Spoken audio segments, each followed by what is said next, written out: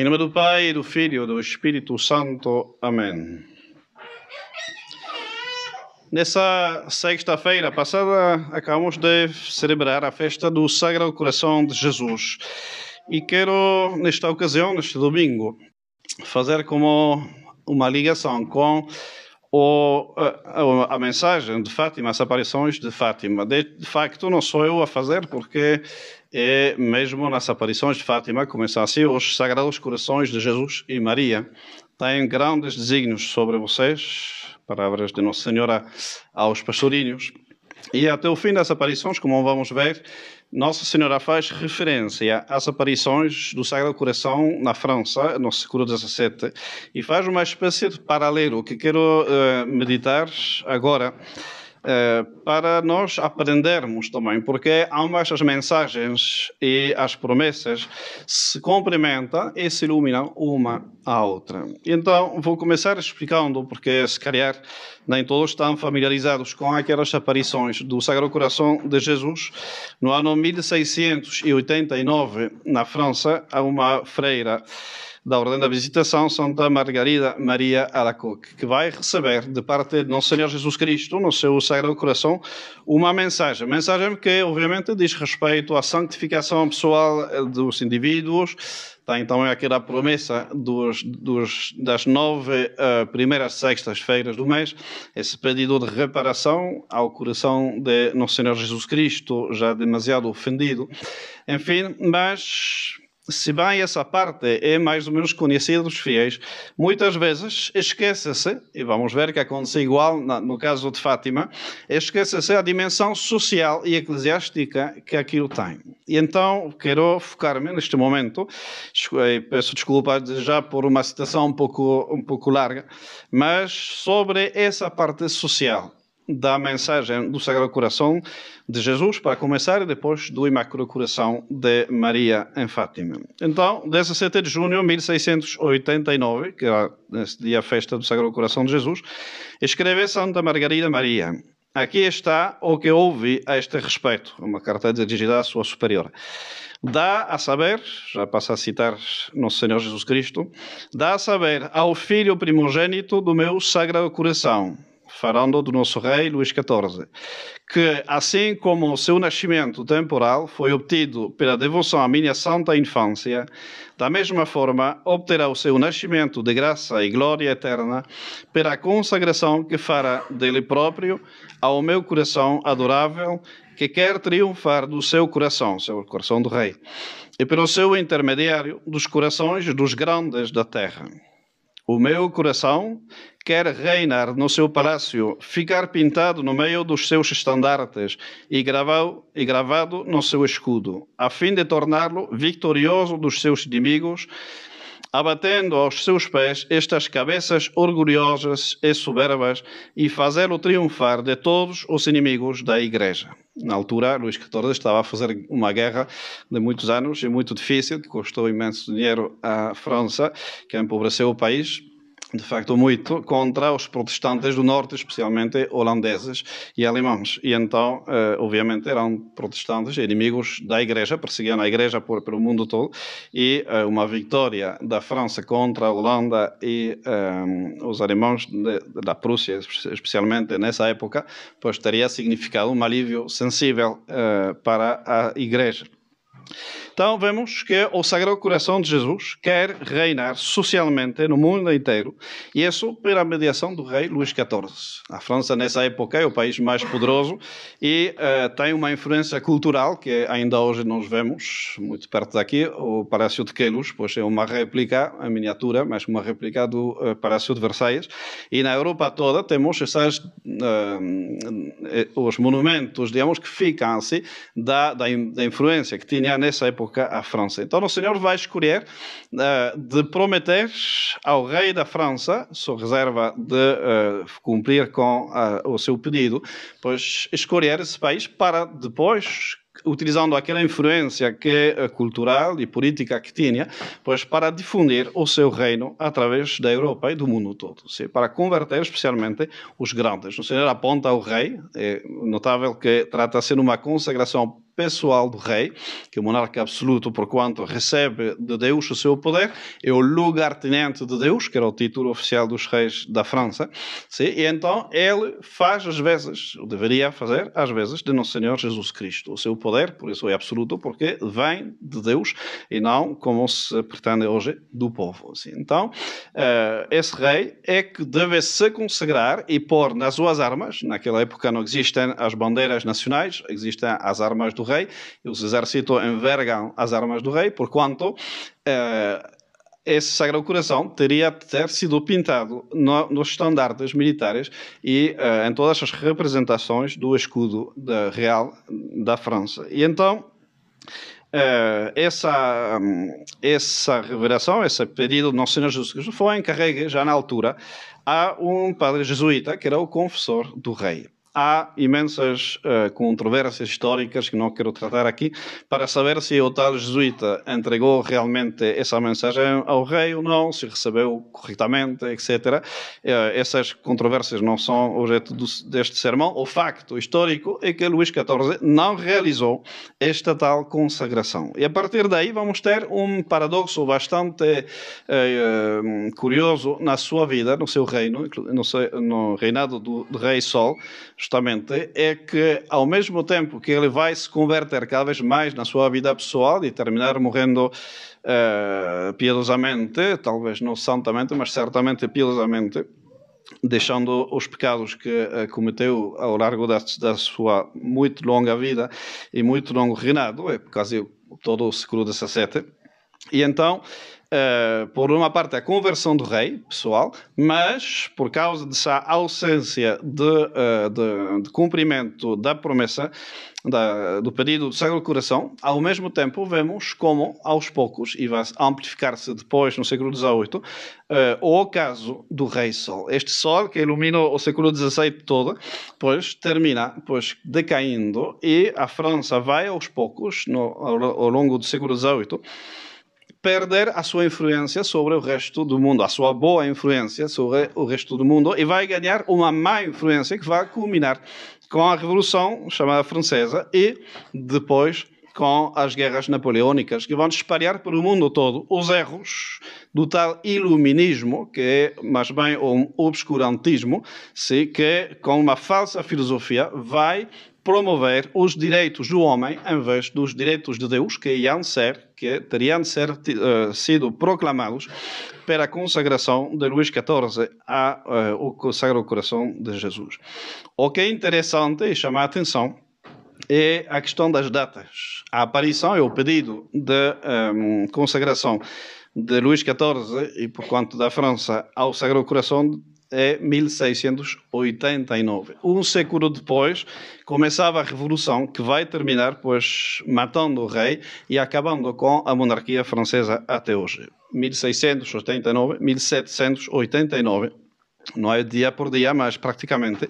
E então, obviamente, é uma lição da história que Nossa Senhora em Fátima, e sobretudo depois, quando a Lúcia vai estar na Espanha como freira, pois vai retomar esse exemplo de forma explícita, porquanto é por isso essa um pouco longa introdução para compreendermos depois a dimensão social e eclesiástica da mensagem de Fátima. Então, façamos, como nos convida a Nossa Senhora e Nosso Senhor mesmo, como vamos ver, este paralelismo que existe entre Paray-le-Monial, na França, e Fátima, em Portugal.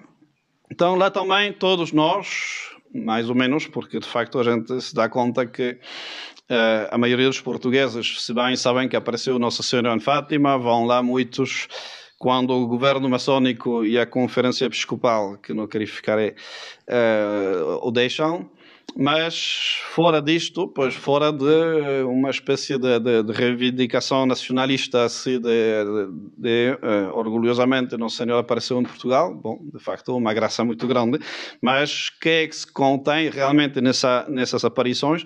pois o povo muitas vezes não sabe e não são precisamente os sacerdotes e bispos portugueses que vão esclarecer o seu povo sobre isto. A mensagem de Fátima está apagada, está concretamente limitada e diminuída a pouca coisa para a hierarquia eclesiástica em Portugal. Porquanto, se bem as pessoas sabem mais ou menos a parte individual, espiritual de Fátima, pois a parte social e eclesiástica, a sua dimensão, e a dizer política no sentido nobre da palavra, pois está completamente esquecida, se não é voluntariamente ocultada. Então, temos de retomar isto, essa dimensão, para não confinar Nossa Senhora a um papel de uma aparição, por certo bonita e muito simpática, mas que estaria privada da sua dimensão principal, que é justamente a dimensão a nível da Igreja. Fátima é justamente uma aparição que supera, assim como o Parelemonial era a França e da França o mundo, cá também temos Portugal, por certo, mas a partir de Portugal, pois a Igreja toda. E então não temos de perder esta dimensão política, esta dimensão social e eclesiástica da mensagem de Fátima. 13 de julho de 1917, porquanto a terceira aparição, Nossa Senhora pede duas coisas para evitar, disse ela, grandes desgraças e perseguições. A primeira delas, dessas duas coisas, é a devoção reparadora dos 5 primeiros sábados de mês.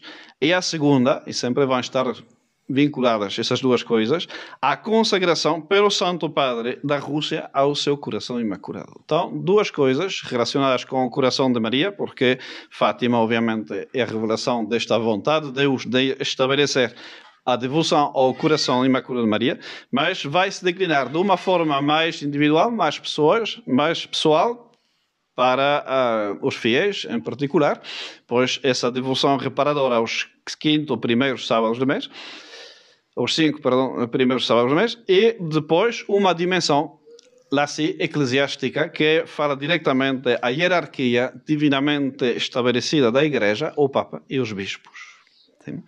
Nessa altura ainda não fala dos bispos nem das condições exatas. Vai ser depois pormenorizado mais tarde, como vamos ver. 13 de junho, mais talvez, de 1929, já não em Portugal, mas na Espanha, na fronteira mesmo, em Tui, onde a Lúcia se encontra como noviça da congregação das Doroteias. Temos essa, na capela mesmo de convento, onde aliás tive a graça de celebrar a Santa Missa, a teofania trinitária, a aparição de Nosso Senhor, Deus Pai, o Espírito Santo e Nosso Senhor crucificado. E do lado direito da cruz, porquanto a nossa esquerda, quando a gente olha para essa representação, pois ao coração de Maria, numa atitude diferente à imagem que nós conhecemos habitualmente, que está como apresentando o seu coração com a mão deste jeito e o coração no meio. E então, lá Nossa Senhora vai pedir isto. Chega o momento, por isso está a ser feito o paralelo, como vamos ver, chega o momento em que Deus pede para o Santo Padre fazer, em união com todos os bispos do mundo, a consagração da Rússia ao meu coração imaculado. E ainda relembra a importância da devoção dos primeiros sábados do mês.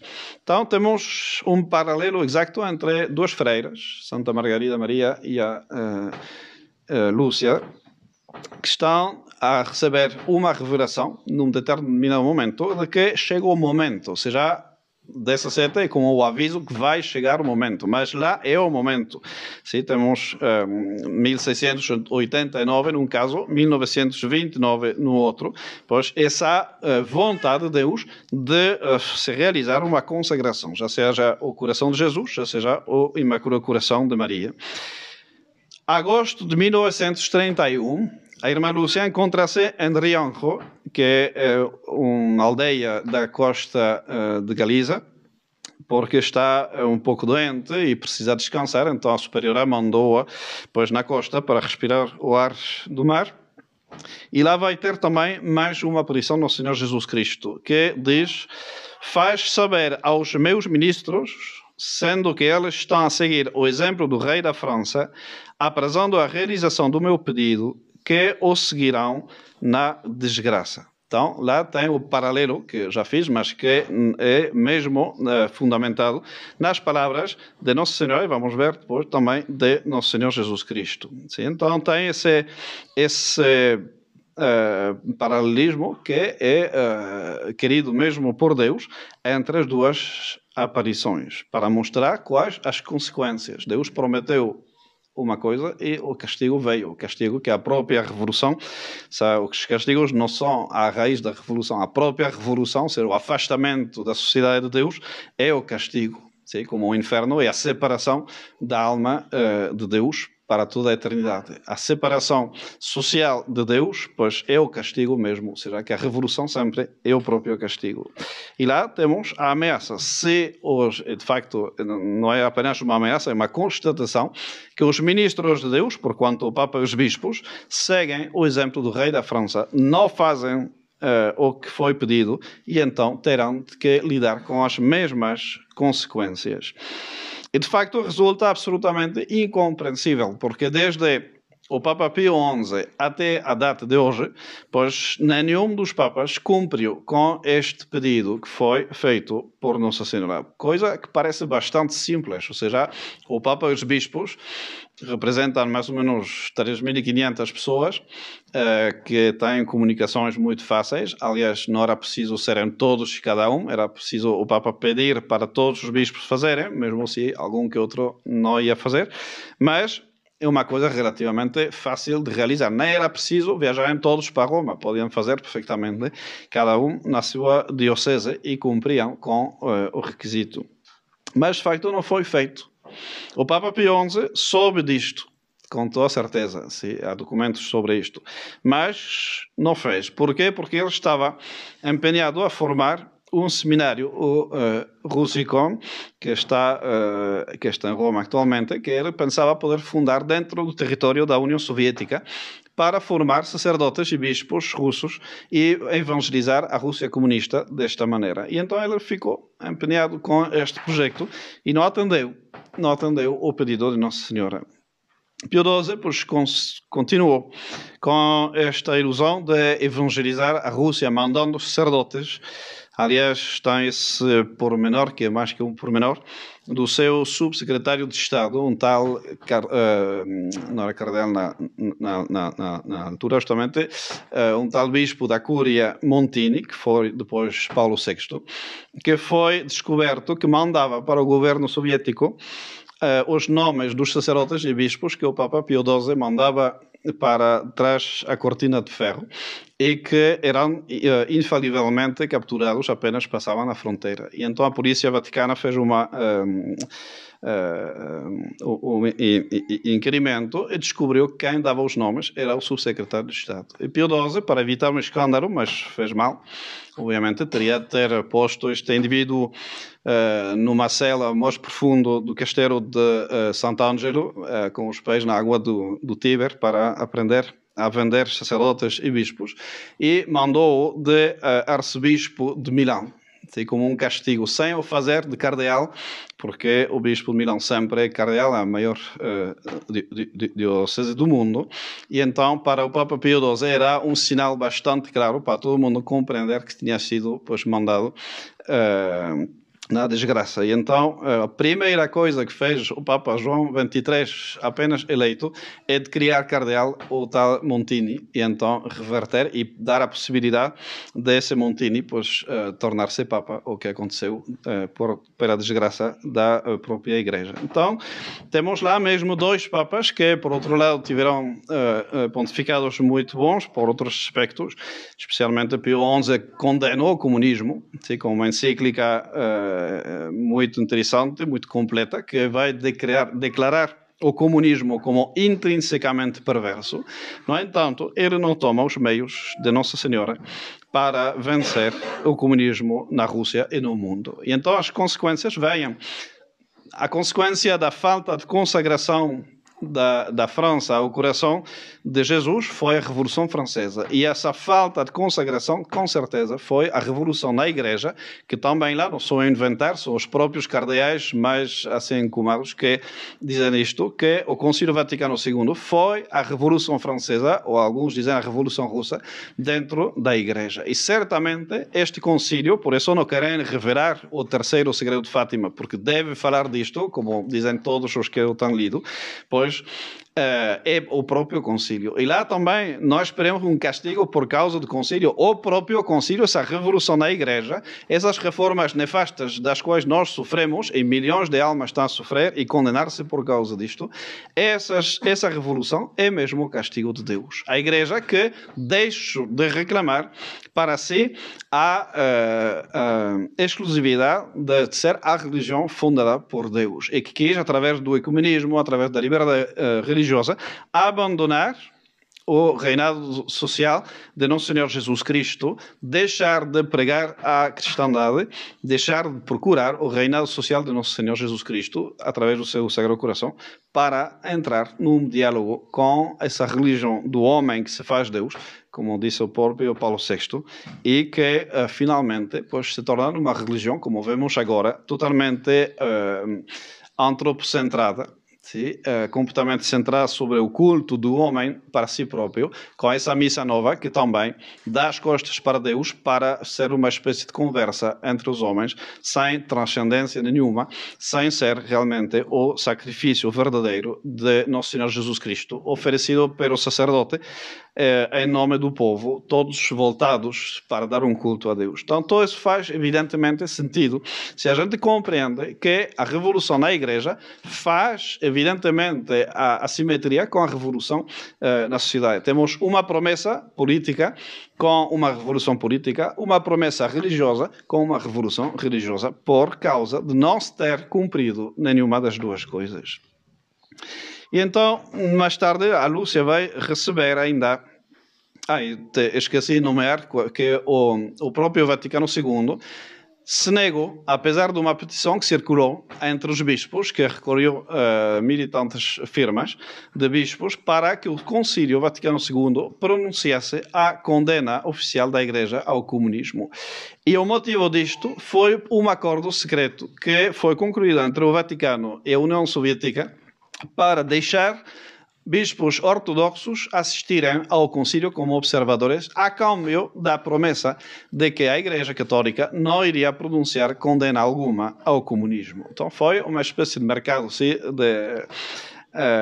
para obter pois, o permisso para esses bispos ortodoxos, porquanto hereges e cismáticos, para viajarem a assistir ao Concílio Vaticano II. E aquela petição foi simplesmente arquivada nessa forma de arquivar vertical, pois nunca mais se falou de condenar o comunismo durante esse concílio e muito menos depois. E então temos esse ingresso, essa invasão das ideias comunistas, não apenas das ideias, senão que também está documentado a infiltração comunista nos seminários de militantes comunistas que só entravam lá para depois tomar postos de mando. E certamente há bastantes bispos, cardeais, etc., que são mesmo o fruto dessa infiltração comunista dentro da Igreja. É só ver os gostos e as pregações destes para ver quem podem ser. Depois teve a Lúcia, um pouco mais tarde, não apontei o ano, mas não importa, uma outra comunicação de Nosso Senhor Jesus Cristo e que vai confirmar isto. Não tenham querido ouvir o meu pedido, assim como o rei da França arrepender-se-ão, farão a consagração, mas será tarde demais. A Rússia já terá difundido os seus erros pelo mundo, provocando guerras e perseguições contra a Igreja. O Santo Padre terá muito que sofrer. Então, queridos irmãos, estamos nós a chegar aos 100 anos, justamente, deste período de consagração da Rússia ao Coração Imaculado de Maria. Sim, 1929, estamos a menos de 10 anos de se cumprir 100 anos deste pedido explícito de Nossa Senhora e de Nosso Senhor para a consagração, que ainda fica sem fazer. Não há o sítio aqui para não fazer isto mais largo ainda, mas nenhuma das consagrações que foram feitas cumpre com o conjunto de requisitos ao mesmo tempo. Sim, sempre falta minimamente um, às vezes dois, três, mas nenhuma das que foram feitas, nem por Pio XII, nem por João Paulo II, pois cumpre com os requisitos pedidos por Nossa Senhora. Então, obviamente, não foi feita esta consagração e nós temos. É só abrir os jornais, simplesmente ver as notícias que estão a chegar e vemos como a ideologia marxista está no mundo todo a tomar posse dos países um tras o outro.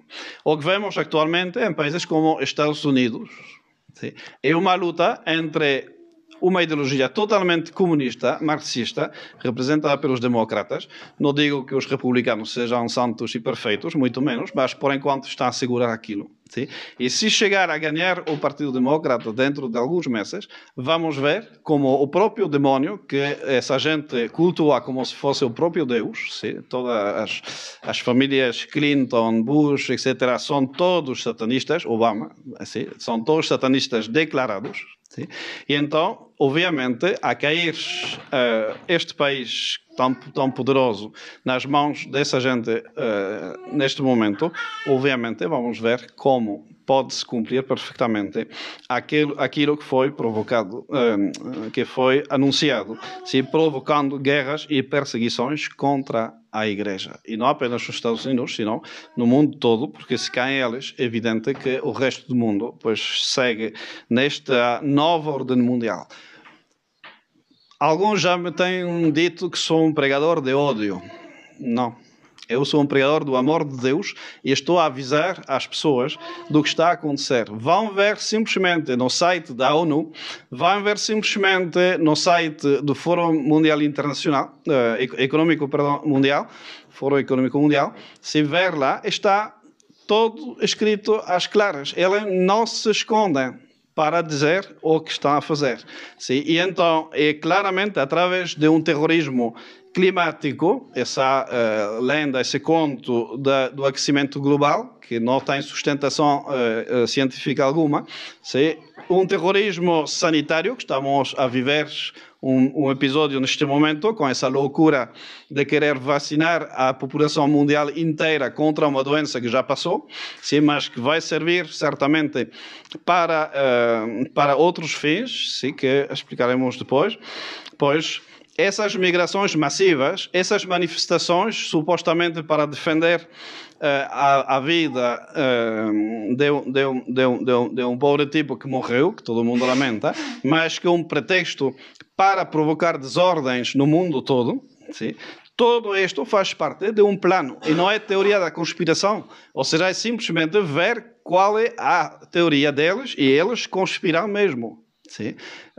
Por exemplo, para quem gostar de acusar as pessoas de serem teóricos da conspiração, é impressionante ver que no mundo inteiro, sim, como já comunica esta informação, mas no mundo inteiro, a primeira conta de vítimas do Covid-19 foi sistematicamente de 233 vítimas. Então, quando a gente vê isto num jornal da Índia, da América do Sul, dos Estados Unidos, da Europa, de Portugal, porque podem ir verificar, há alguém que me mandou esta informação, em vários jornais, sempre a conta era 233. Então, ou esse vírus tem uma sequência matemática impressionante, ou é um número simbólico. E então o que fiz é simplesmente ir à procura.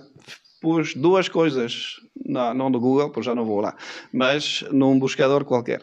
233, em inglês, symbol. E imediatamente, que é o que apareceu, a secta dos Skull and Bones, que é uma espécie de clube que tem esse número como seu número fetiche. Assim, e então é o clube em que pertencem justamente toda a secta dos Obamas, Bush, Clinton, etc., Gates, etc., toda uma lista de pessoas que a gente vê constantemente e que pertencem todos a esse clube. Sim? E esse clube também é o que fundou a CIA, ou seja, os serviços secretos americanos, que estão numa luta aberta atualmente com o presidente americano. Ou seja, não é teoria da conspiração, são factos. É só abrir o jornal, é só utilizar um pouco a sua inteligência para ver que aquele castigo, aquelas guerras comunistas, porque toda essa gente segue Gramsci, ou seja, o comunismo ideológico, sim, que estão por começar. E todos eles estão a dar como data para se cumprir a nova ordem mundial 2030. Lá também podem ir ver, há uma agenda da ONU para 2030 ter estabelecido a nova ordem mundial. Vão para o Fórum Mundial, o Fórum Econômico Mundial, e lá também dão essa data como um limite para ter estabelecido essa nova ordem mundial que eles tanto adoram. E então, ou seja, não é teoria, a conspiração que vem de onde? Dessa falta de consagração da Rússia. E a Igreja oficial vai acordar quando? Quando seja tarde. A visão de Fátima, a visão do terceiro segredo de Fátima, essa parte que foi revelada, que é certa, faz parte, obviamente, não é todo, mas faz parte, demonstra justamente aquela visão do Papa, os bispos, sacerdotes, freiras, fiéis, que estão a caminhar como uma espécie de procissão, a subir uma montanha rumo a uma cruz muito áspera, assim, muito bruta, e o Papa terminou fazendo sozinho numa igreja em ruína a tal consagração à Rússia. Sim. E depois vem a promessa do triunfo final do coração de Maria. Sim. Então, não estou a dizer isto para assustar as pessoas, para difundir o medo irracional entre as pessoas. É simplesmente ver, como aliás gostam de dizer os modernistas, ler os sinais dos tempos. Sim. Pois lá temos bastantes sinais dos tempos. Sim. Se querem mais, os maçons gostam muito de números. Praticamente todos os números que têm a ver com o Covid-19 terminam com 666, ou seja, não sou eu a inventar, ou seja, a patente da vacina do Bill Gates é número 060606, zero não vale nada, porquanto 666. Sim, a lei que queria obrigar os americanos a se submeter, que foi chamada por Trump, aliás, que queriam obrigar os americanos a submeter-se a testes e vacinação obrigatória, pois era a lei 666646, bom, etc. Então, não é teoria da conspiração, é uma conspiração real dos comunistas que estão a lutar contra a Igreja. E certamente a irmã Lúcia disse que para saber o que está no terceiro segredo de Fátima é só ler os capítulos 13 e 14 do Apocalipse.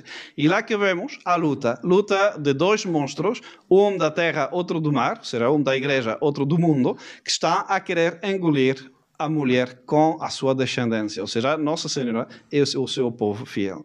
Então, o que nós estamos a viver é, com toda certeza, isto que está a avizinhar-se. Não digo que vai ser mesmo no ano 2029, mas, de todas as maneiras, se Nosso Senhor e Nossa Senhora fizeram aquilo paralelo, pois é certamente para dar-nos indicações do que nós temos de fazer. Então, o que é que vamos fazer? Pois consagrar a Rússia ao coração de Maria não está no nosso poder. Nós podemos e devemos rezar para o Papa fazer finalmente aquela consagração, porque disto depende o resto. Sim. Mas há uma coisa que nós podemos fazer e que vai adiantar com certeza a vitória do coração de Maria. Sim. É a devoção dos 5 primeiros sábados do mês, com toda certeza. É uma coisa, a gente diz, que é isso frente às divisões dos Estados Unidos ou da Rússia, que em qualquer momento podem ser utilizadas em contra da Igreja. Nada. Mas Deus gosta imenso de usar o que é nada para fazer um efeito que não tem proporção alguma com a causa aparente das coisas. Sim? Porque Deus quer que seja o seu poder que triunfe e não meios humanos. E o que têm feito os papas até agora e os bispos é antepor os meios humanos aos meios divinos. Era tão fácil fazer uma consagração e já estava, porque deixavam as coisas nas mãos de Deus. Sim. Mas quiseram conservar as coisas nas suas mãos e estão a estragar tudo.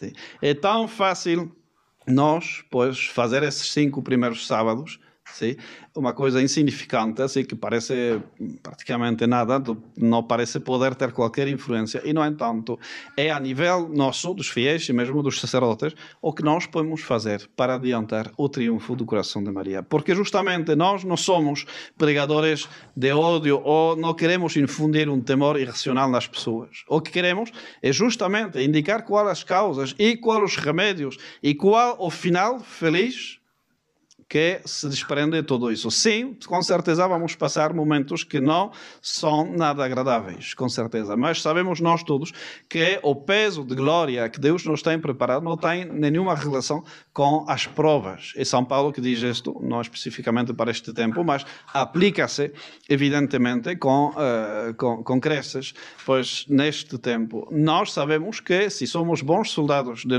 Nosso Senhor, se somos apóstolos e fiéis do coração de Maria, então temos a vitória assegurada.